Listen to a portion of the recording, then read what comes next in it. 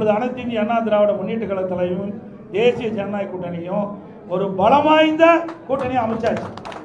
இந்த கூட்டணியில் இன்னைக்கு அதிமுக, பாரதிய ஜனதா, பாட்டாளி மக்கள் கட்சி மற்றும் டிடிவி அவர்களுடைய அம்மா மக்கள் முன்னேற்ற கழகங்களாம் இணைஞ்சிருக்குது. இன்னும் சில கட்சிகள் இணைய இருக்கின்றன.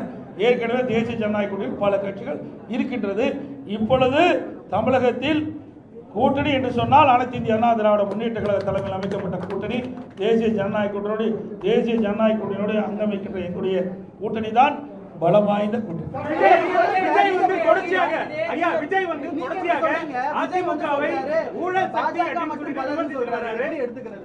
ஏங்க அவரு வெளியில் பொது வெளியில் பார்த்தா தாங்க தெரியும். பொது வெளியிலே வரல. 72 நாள் கழிச்சு தான் ஒரு சம்பவம் நடந்து போச்சு. அந்த சம்பவத்தொட்டி 72 நாட்கள் ஒரு கட்சி தலைவரே வெளியே வரல. நாட்டில் என்ன நடக்குதுன்னு தெரியல. எந்தெந்த கட்சியோட கூட்டணி இருக்குன்னு தெரியல. எந்த கட்சி தேர்தலில் தலைமை தாங்கன்னு தெரியல. அதை வச்சே நாங்கள் என்ன செய்யுங்க? அவருக்கு ஒன்றுமே தெரியாத போது எங்களை கேள்வி கேட்டால் அவர்கிட்ட போய் கேள்வி கேளுங்க. ஏற்கனவே அனைத்து இந்திய அண்ணா திராவிட முன்னேற்ற கழகம் கூட்டணி அமைக்கின்ற பொழுது ஐசிசி சோழா ஹோட்டலில் தெளிவுபடுத்தினார். மரியாதைக்குரிய மாண்புமிகு உள்துறை அமைச்சர் திரு அமித்ஷா அவர்கள், நானும் எங்களுடைய மூத்த நிர்வாகிகள் எல்லாம் கலந்து கொண்டு முதல் பேட்டியிலே சொன்னார், அனைத்து இந்திய அண்ணா திராவிட முன்னேற்ற கழகம் தேசிய ஜனநாயக கூட்டணி இரண்டும் இணைந்து புதிய கூட்டணி அமைச்சிருக்குது. இந்த கூட்டணிக்கு அனைத்து இந்திய அண்ணா திராவிட முன்னேற்ற கழகம் தலைமை தாங்கும். இந்த கூட்டணி தேர்தலில் வெற்றி பெற்று ஆட்சி அமைக்கும். அதிமுக ஆட்சி அமைக்கும். எங்களுடைய கூட்டணியுடைய வேட்பாளர் இபிஎஸ் தெளிவுபடுத்தியாச்சு. முதலமைச்சர் வேட்பாளர் இபிஎஸ். இது அவர் டிவியில் பார்க்கல, தொலைக்காட்சியில் பார்க்கல, பார்க்கறதுக்கு நேரம் இல்லை, மக்களை பார்க்கறதும் இல்லை, தொலைக்காட்சியில் பார்த்து தெரிஞ்சுக்கல, ஒன்றுமே தெரியாததை வச்சு எங்கிட்ட கேள்வி கேட்கணும். புரியுதுங்களா? தெரிஞ்சிருந்தா பரவாயில்ல. ஒரு கட்சியுடைய தலைவர் எல்லாம் தெரிஞ்சிருக்க வேணும். தெரியாம அறியாம பேசிட்டு இருக்காரு.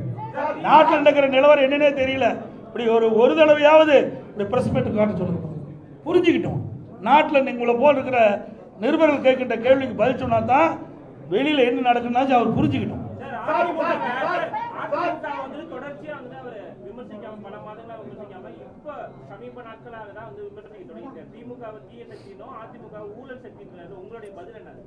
சார் ஊழல்னா என்னன்னு எனக்கு தெரியலையே.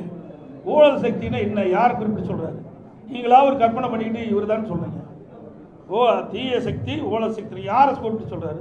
குறிப்பிட்டு சொன்னா தானே சொல்ல முடியும். எங்களெல்லாம் ஊழல் சொல்றதுக்கு வழியே கிடையாது. மாண்பு அம்மா அவர்களை ஏற்றுக்கிட்டார். ரோல் மாடல் அம்மா பேர் சொன்னாரா இல்லையா? புரட்சித் தலைவர் எம்ஜிஆர், மாண்பு அம்மா ரோல் மாடல் சொல்லியாச்சு.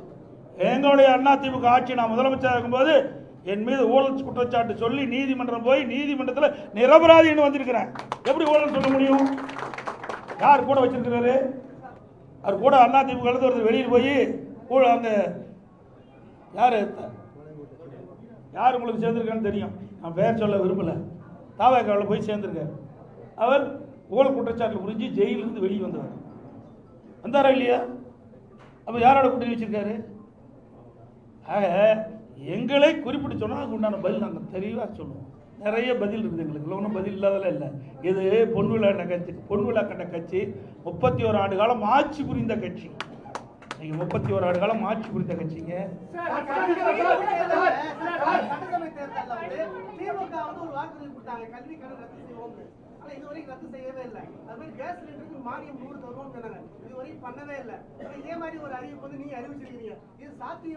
நாங்க சாத்தியமா இருக்கிற காரணத்துல தான் அறிவிக்கிறேங்க. இதை நீங்க கேட்கிற கேள்வி அங்க கேட்கணும். யாரும் கேட்கவே மாட்டேங்கிறீங்க. நானும் பல தடவை பார்க்குறேன். தொலைக்காட்சியில் வரலாம், அவர் நடந்து போகும்போது முக்கியமான கேள்வி கேட்க மாட்டேங்கிறீங்க. ஒரு அப்படியே ஏதோ சொல்லிக்கிளி கொடுத்து கேள்வி கேட்கல எனக்கு தெரியல. ஆனால் இந்த கேள்வி அங்கே கேட்க வேணும். எங்களை பொறுத்த வரைக்கும் நான் கொடுக்கப்பட்ட வாக்குறுதியை பெரும்பாலும் நிறைவேற்றி கொண்டு தான் இருக்கிறேன். அதில் எந்த மாறுபட்ட கருத்தும் கிடையாது. எங்களுடைய தலைவர்கள் ஏற்கனவே எங்களுடைய தலைவர்கள் இருந்தார்கள். புரியுதுங்களா? எனக்கு மாண்பு அம்மா அவர்கள் இருந்தாங்க, புரட்சித் தலைவர் எம்ஜிஆர் இருந்தாங்க. சொன்னது கொடுக்கப்பட்ட வாக்குறுதியை செயல்படுத்துகிறோம். மக்கள் நன்மை கிடைக்கக்கூடிய திட்டங்களையும் நாங்கள் அறிவிச்சாங்க.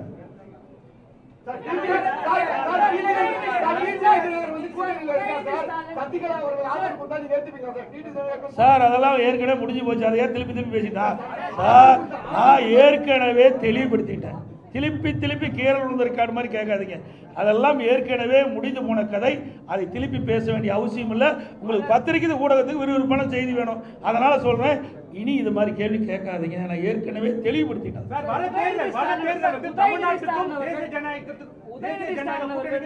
தேர்தல், அதனால மக்கள் வந்து பார்த்து வாக்களிங்கன்னு சொல்லிட்டு முதலமைச்சர் சொல்லக்கூடிய அந்த பிரச்சாரத்தை நீங்க எப்படி பாக்குறீங்க? ஏற்கனவே நான் சொன்ன ஒரு பொம்மை முதலமைச்சர், திறமையற்ற முதலமைச்சர், ஒரு கட்சிக்கு தலைவராக இருக்கார் திமுக தலைவர். அதுவே ஒரு வேதனையான விஷயம் தான். நல்லா சிந்திச்சு பாருங்க. இது எந்த எலெக்ஷன் நடக்குது? இது தமிழ்நாட்டில் யார் ஆட்சிக்கு வரணும், யார் ஆட்சிக்கு வரக்கூடாதுன்னு நடக்கிற தேர்தல்.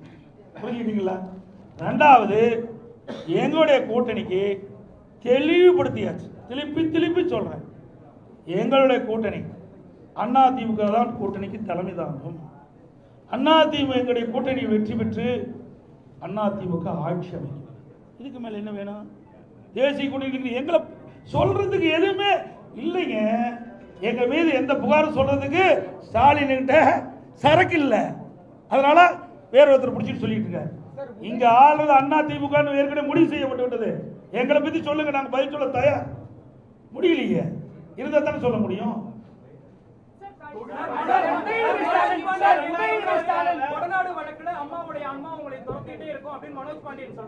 அதனாலதான் ஆன்மா துரத்தங்காட்டி தான் அங்க ஓடிட்டு அதிமுக. ஆன்மா யாரை துரத்துது பார்த்தீங்களா? உண்மையா இருக்கிறீங்களா? எங்களை ஆசீர்வாதம் பண்ணிட்டு இருக்குது அம்மா. அதனால இங்க இருந்துட்டு இருக்கிறோம். இங்க இருக்கின்றவர்கள் யாரெல்லாம் தவறு செய்தார்களோ, யாரெல்லாம் இந்த இயக்கத்தை துரோகம் செய்தார்களோ, அம்மாவுடைய ஆன்மா அவளை ஆட்டி படைச்சிட்டு இருக்குது.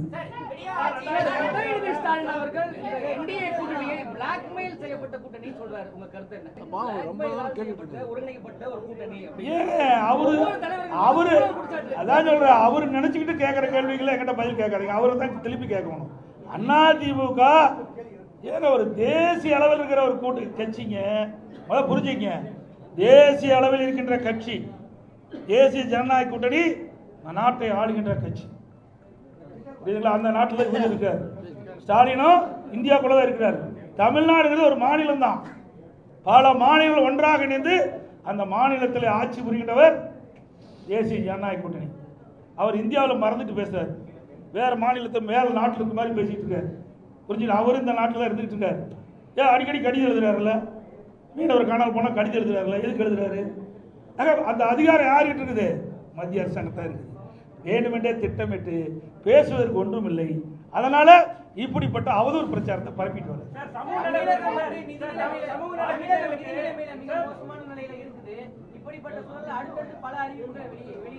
ஏங்க, நாங்க ₹1 வருமானம் இல்லாத போதே ஆட்சி செய்த கட்சிங்க அதிமுக கட்சி. கொரோனா காலத்தில் எங்களுக்கு என்ன வருமானம் வந்தது? ₹1 வருமானம் கிடையாது அரசாங்கத்துக்கு. அந்த காலகட்டத்தில் கூட வருவாய் இல்லாமலேயே ஆட்சி புரிந்த கட்சி அதிமுக கட்சி. அதனால வருவாய் பெருக்கி உயர்த்தி நாங்கள் அறிவிக்கின்ற திட்டங்களுக்கு தேவையான நிதிகளை உருவாக்குவோம். கொடுக்கப்பட்ட வாக்குறுதியை நிறைவேற்றி தருவோம். அதெல்லாம் பிறகு சொல்லுங்க சார். இன்னும் நாள் இருக்குது. இப்பவே சொல்லிட்டு என்ன 1 வருஷம் இருக்குல்ல, இல்ல ஒரு 2 மாசம் இருக்குல்ல.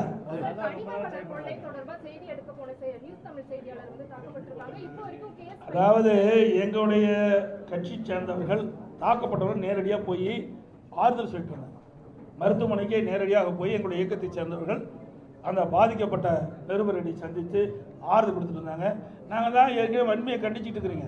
நீங்கள் ஊடக நபர்கள் பத்திரிகை நம்பர்லாம் அவர் தூக்கி பிடிச்சிட்டு இருக்கிறீங்க. அதனால தான் உங்களை அடிக்கிறாங்க. புரியுதா? தப்பாக நினைக்க வேண்டாம், யாரும் தவறாக நினைக்க வேண்டாம். அந்த கட்சி அப்படிப்பட்ட கட்சிங்க. திமுக கட்சி அப்படிப்பட்ட கட்சி. தயவு செய்து இனிமேலாவது உண்மை செய்தி வெளியிடுங்க. அன்போடு உங்களை வேட்டிங்க. உங்களுக்கு ஒரு பாதுகாப்பு கொடுக்குற கட்சி அதிமுக கட்சிங்க.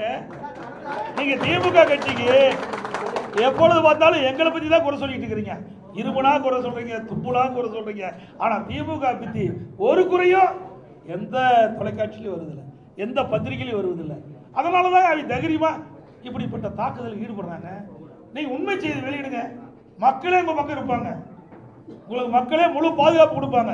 இருந்தாலும் அனைத்து இந்திய அண்ணா திராவிட முன்னேற்ற கழகத்தை பொறுத்த வரைக்கும் உங்களுடைய ஊடக நண்பர்களுக்கும் பத்திரிகை நண்பர்களுக்கும் நிருபர்களுக்கு எப்பொழுதும் பக்க பலமாக இருப்போம்.